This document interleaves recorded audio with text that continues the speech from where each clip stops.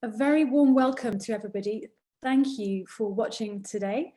As I have the great pleasure to introduce Blindboy as we talk about the Blindboy Talks.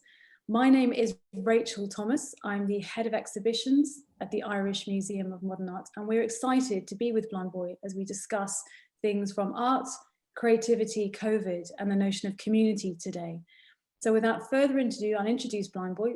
Those of you who don't know who he is, Blindboy is responsible for many things, such as the Blindboy Podcast, which is in the history of a storytelling like a Shanae, interweaves history, politics, humanity, humor, all in a very relaxed style that gives you a bit of warmth. A podcast, a kind of hug, I think, as Blindboy called this. But importantly, Blindboy is also an academic, as he studied, amongst other things, a master's degree in social practice and the environment, but also a supporter of mental health and a writer of books. Also had his band, the Rubberbandits, and writes many books and brings speakers on in this conversational style to discuss issues and topics really relevant in today's society. So thank you, Blindboy. Thank you for coming on. Thank you for having me on. And we'll just start. I just thought I'd kick off with a quote by Frida Kahlo. Is that Frida Kahlo talks about art in the sense that she doesn't paint her nightmares or she doesn't paint her dreams. She talks about reality. So what does art mean to you and why? Art for me, I mean, I like to take art down to just it's, for me personally as an artist, it's a way to express and understand myself, right? And I think the most basic description of art for me, it's a way for humans to have conversation in a different type of language. Outside of the language of just simply words, art is a way to have a conversation about ourselves, about society, but using alternative forms of language, whether it be visual language, oral language, whatever one of the senses, a way to go where words kind of can't. No, definitely. And I think I agree with you, because the notion of art kind of having this kind of meaning of what society is trying to connect to, or have this great conversation amongst people. And I think that goes back to my point of artists today. There's a lot of contemporary artists in society to make their message like a Giotto. Mm-hmm. What do you think the role of art in society should be then? Beyond words to connect. Do you think there's a political role as well for them to be had?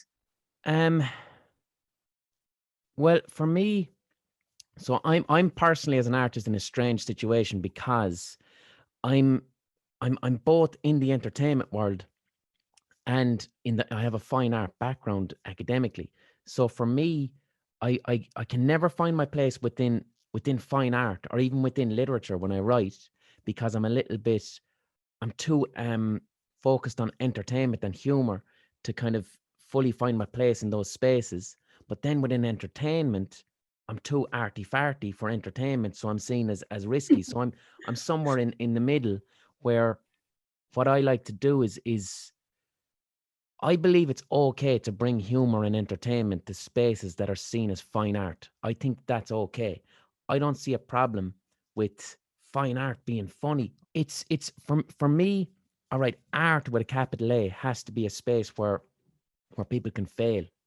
All right. Mm-hmm. Failure, like within entertainment, the entertainment industry, you can't walk into, we'll say, a TV commissioner's office or even a book commissioner and say, I'm going to fail. I want to fail. Because then they're going, what do you mean you want to fail? This is operating within the terms of capitalism. If you fail, we can't make money. But with art, the art realm, I think art needs to create spaces for people to fail, because we have to fail over and over again in order to truly to explore what we're trying to express. Do you know what I mean? So that's what art means for me in 2020. How can we create a space where people are allowed and encouraged to fail, and that's okay? For me as a socially engaged artist, my academic background is in socially engaged art. I'm very interested in process-based work rather than this kind of obsession with the final piece. To find value in the, like, for me, the most fun of anything I do, even writing books, writing collections of short stories, like you get this feeling of, I spend a year writing this book, and the saddest part is at the end. The saddest part is at the end, because I have myself tricked into this belief that the grass is greener on the other side. I'm working. Once the book is finished, I'll be happy. Once the book is in shops, I'll be happy. And I'm just left with this emptiness. Because what I thought was going to happen, that my feelings didn't live up to it. But however, the process, that's the most enjoyable part. The process of making the art, meaning, like, art for me personally too is hugely intertwined with my mental health. I think one aspect of having good mental health for any human being, right? Just one aspect, is to do something that gives you a personal sense of meaning. Now, everyone's sense of meaning is going to be different, but for me, I must be creating. I need to be creating something every single day. It doesn't have to be good. It doesn't have to be, I just need to be involved in the process of getting whatever is in here, achieving what's called a sense of flow, and then putting it out there. Process based, So I think that's really powerful, especially what you're saying about process, and then I'll pick up about failure in a minute. A lot of artists that we work with at IMMA, such as Dorothy Cross, would be about process. In other words, that there's the physical end product, but there's also a process of you try again. People like Elaine Huey, Grace Weir, even Doris Salcedo, that all of these artists I've had the honor to work with always talk to me about the journey is the process. In other words, when you start that initial work, it's a continuation. You don't stop. And there is a sadness when you release the work. Yeah. And I think the art environment in the museum gives us opportunities to show the works that aren't so perfect. I mean, at the moment, we've got Barty Kerr on at the moment, an artist she's only just recently been reconsidered in the canon of art because she's been a female, she's been doing her work, but all the time she's been slogging away and actually breaking works, remaking works, testing it and pushing it, because she said they're all imperfect. And actually by being imperfect, it's showing, it's a sense of work for her that she sees as therapeutic as well. So I think that sense of fail is that you should have the confidence to fail, and the museum or the institutions to support these testings, these processes, to show the public it's not a perfect piece. This is part of a humanity, that we're all fragments of the same thing. Yeah. And I think that's why, we support and show that. And I think it's really important to take away the mystique. It's not this beautiful finished work, that actually there's human behind this process. And these processes are really interesting, actually more sometimes than the artwork, and to demystify, to kind of have that connection. So I think it's really interesting about failure, process, all these things should be shown more, I think. And I think, you did it really well. About 2 years ago, I went to the retrospective of Nan Goldin's work in IMMA. And I love Nan Goldin's photography. But what I was excited about was the narrative journey of traveling through Nan Goldin's work, and then thinking about where was her life at this point in the photography, what was going on with society, what was the work responding to. And it's not just now about a photograph on the wall. I want to find out about the whys and the hows and the process. And it's something I try to do with my podcast. I'll do music podcasts, or I'll do podcasts on art or artistic movements. But what I'm interested in is, how is art reflecting society? What values or things are going on in the society of this artwork or this art movement I'm looking at, and how is the art a product of it or responding to it? And that's much more rich and enjoying for me than simply looking at pieces of work in isolation, Which artist inspires you, and why? I mean, obviously I'm inspired by lots of different artists all the time, but if one big one that always comes up for me, and he wouldn't be that well known, but it's a Limerick painter called Jack Donovan. And Jack Donovan, Jack's work would have inspired me when I was quite young, when I was a teenager, because it showed me a gateway. And the gateway that Jack Donovan's work showed me was, it's okay for paintings to be hilarious. Simple as that. Jack Donovan used to have the most beautiful oil paintings that would parody like 17th century Dutch masters, but he'd also cut up bits of magazines and stuff and stick them on the canvas. And there were these beautifully executed paintings with using the language of oil paint amazingly, but it's also hilarious. And the thing is, the humor didn't threaten the integrity of the work. One thing I'm consistently fascinated in any work that I do is, can I bring humor into this space because that's who I am? Can I bring in humor, but will the humor threaten the integrity of the work? You're allowed to introduce a certain amount of humor, but then at some point it removes integrity from the artwork. The artwork is now no longer satire, but it's called novelty. And now people aren't listening or trying to look for any type of serious message. And Jack Donovan, for me, perfectly showed how this is both fine art and hilarious. And I can contemplate it, and I can look at the language of paint, and I can laugh, and I can see the satire. And he just did it beautifully. And he was from Limerick. And Limerick's a very surreal place. We have quite surreal humor in Limerick as part of our culture. So that always stays with me too. And Jack Donovan always represented that in his paintings for me. Well, brilliant. And that's what I was going to say about your artwork too. You're an artist as well. And I'm looking at your Hyperreal songwriting, and to me, I was thinking, but it does remind me of like video games. There's a narrative structure there. It's experimental with digital media as well. Can you tell me a bit more about it? How you got inspired to kind of do that? So a kind of an ongoing piece that I'm doing at the moment, ever since quarantine, basically, is it's so as an artist, as a professional artist, as someone who relies upon gigs and things like that to earn a living, the coronavirus, the pandemic was terrible for me and people like me because I can't do gigs anymore. So what I'm basically doing is, there's a video game called Red Dead Redemption 2, which is an incredibly realistic representation of frontier America, cowboys and Indians.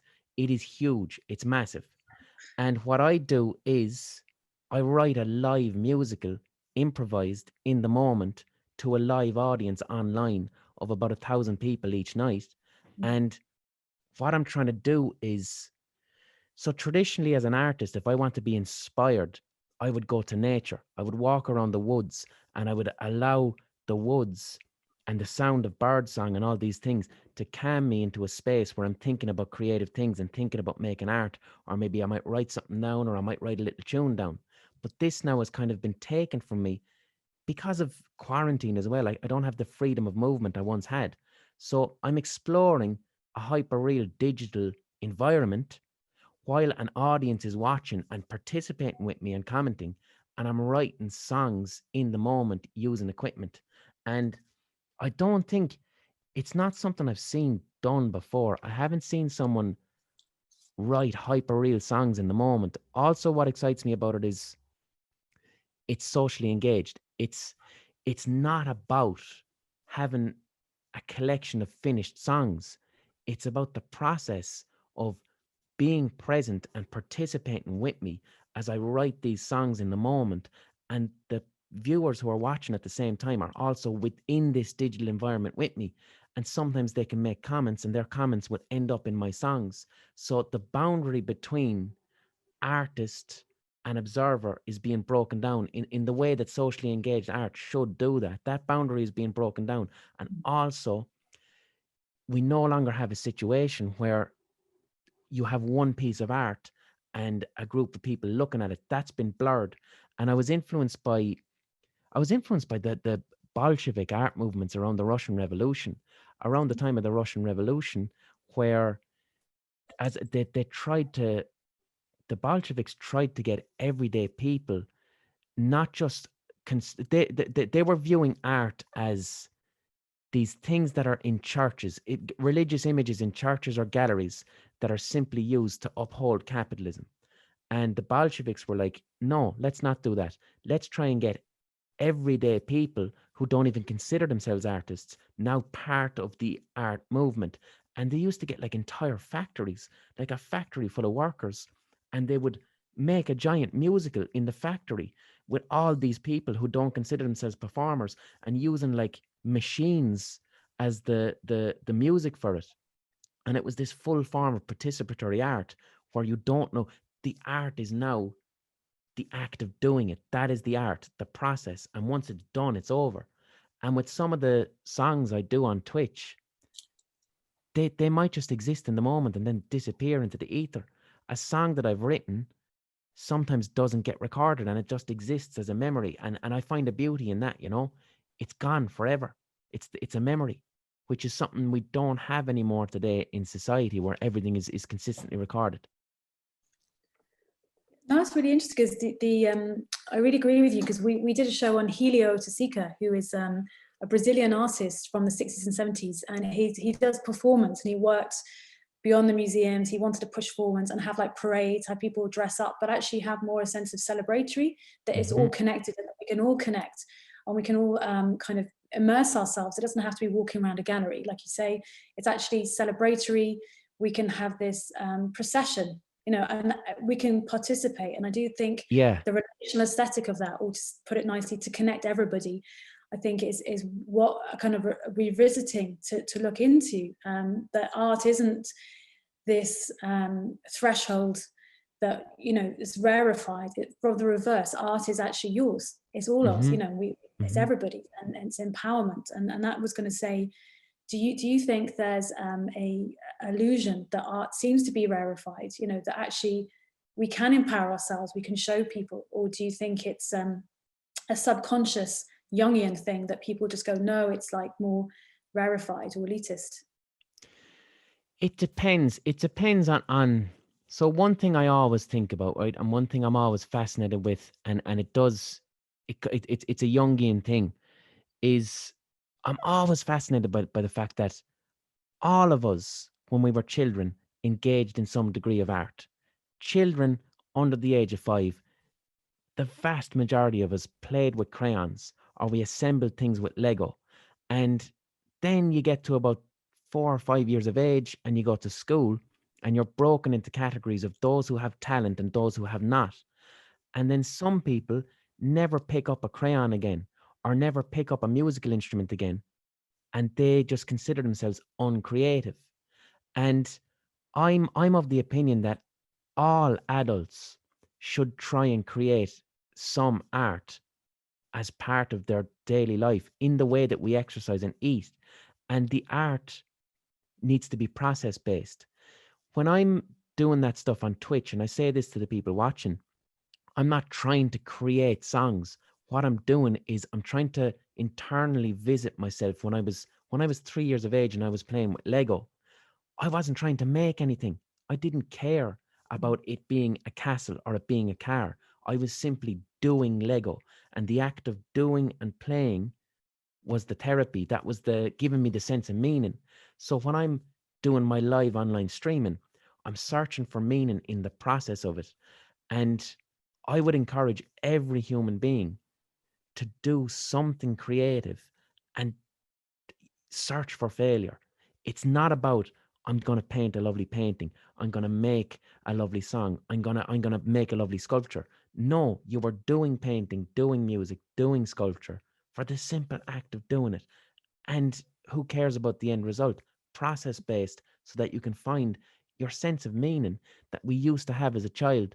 And Young used to do that. Young used to, up until his death, Young used to make time every single day to go out his back garden, get down on his knees and play with sticks and mud, because that's what he used to do when he was a child, to connect with the free child that was in us. And when I'm creating art, if I'm writing a song, writing a short story, I'm searching for a feeling of flow. And the feeling of flow to me is what I felt when I was a toddler, when I was playing with Lego. I'm searching for my free child, the thing, that the part of me that isn't concerned about other people's opinions of me, that isn't concerned about my opinion of myself, that isn't concerned about whether what I'm doing is good or bad or has any value. It's a wonderfully pure place of doing. And right in there is where my personal meaning is. And once I'm getting that every single day, my mental health is intact. I'm a happy person. you know? Well, yeah, and I was going to say about the mental health. I mean, I think I agree with you on those points. And many artists, I think, often refer to that as well, that they connect back or connect forward to have that release. And it's good to hear that. And going on that sense of mental health. I mean, we did a show, As Above, So Below, and there's an artist called Ithel Colquhoun that tapped into her subconscious. Like you say, going back to Jungian, but had that freedom. But then it was more a sense that she felt happier by doing that, by actually, and Hilma af Klint as well, did this as a kind of spiritual retreat, but also a way to connect back to a sense of well-being for herself, or showing well-being to others, to have it as a healing tool so others could view in her beautiful altar paintings. So for you, does art have a place for mental health as well, like seeing work, or what do you think the role of art and mental health should maybe look into? For me personally, art is essential to my mental health, because the act of creativity is a deep part of my personal sense of meaning, right? Meaning is the thing. It gives, like, I don't know whether life has a meaning, right? I don't know. I know that I can't get meaning from the opinions that other people have of me. I know that I can't get meaning from owning objects. I can only get meaning, me, if I'm creating. If there's a feeling inside me and it's flowing through my body and I'm getting it out there as a piece of work, once I have that, I'm sorted. I can also get meaning from enjoying the art of other artists. Okay. When I went to that Nan Golden exhibition and I felt the sense of journey, that had a huge impact on me. And then that made me want to create. Good art for me, and this is just as an artist, good art for me is anything that makes me want to make art. If I see something and then my head is now full of ideas, then that's good art to me. And I do, like, I will go to galleries as a private mental health space for myself, to think about things, to try and if like, I rarely get writer's block. I used to when I was younger. I don't now, because I incorporate, I seek failure. I literally, when I create, I'm searching for failure. And when you search for failure, you don't procrastinate, and you don't get writer's block, because I find that block is when you're so terrified of failure that you become afraid to try. So I invite failure into the space and make it my friend. And I haven't had block in many years as a result of that. But in times of block, which for me will coincide with times of poor mental health, because I don't have access to this thing that gives me meaning. If I can't create, then I'm unhappy. But sometimes I can't create because of unhappiness. So I will absorb the work of other artists, and hopefully by consuming it and enjoying it, try and kind of catch a whiff of their sense of flow that they had when they were doing it. And if I can capture the essence of their flow, it can remind me of what flow feels like, and then I get back into it.